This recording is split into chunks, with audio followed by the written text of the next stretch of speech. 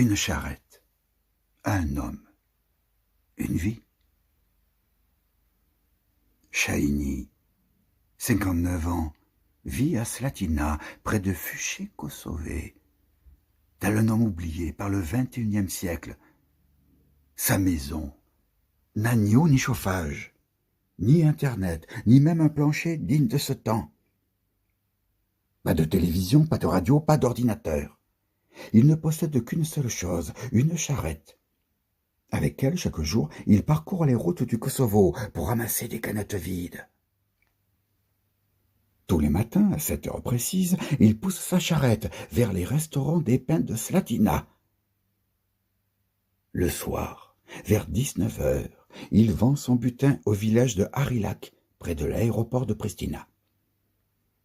Son gain quotidien atteint 5 €, parfois 10, lors des jours de grande chaleur. Sa joie éclaire son visage lorsqu'il recompte cet argent 2, 3 fois avec un sourire discret. Shaini a un fils de 16 ans, resté auprès de la grand-mère, à Fuché, Kosovo. Car sa propre maison ressemble à celle de notre âge, perdue dans le XIIIe siècle. Ses frères, dispersés aux États-Unis, au Luxembourg, en Italie, en Allemagne, ne l'aident jamais, ne l'appellent même pas. Son unique lien reste un petit téléphone pour entendre la voix de son fils. Malgré tout, Shaini garde la sagesse et le courage du travailleur. Sous la pluie, la neige, le soleil brûlant ou le froid mordant, il ramasse les canettes, une à une. Son regard s'illumine devant un tas bien rempli. Chaque jour, sa question est simple. Aujourd'hui, gagnerai-je 6 ou 10 €? Il n'est pas une figure publique que l'on photographie. Il vit de sa sueur, de sa dignité. Il lit tout ce qui tombe entre ses mains, et parfois, grâce à la bonté de quelques inconnus, il boit une bière offerte, comme le lui a conseillé un médecin, pour soulager ses reins. Ses frères le critiquent pour cela. Shaini sourit tristement.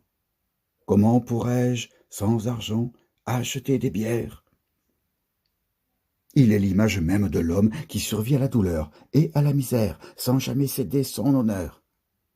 Le matin, vous le trouvez près des conteneurs de Slatina, le soir, sur la route de Harilac, sa charrette grinçante derrière lui. Un aller-retour quotidien de 26 kilomètres.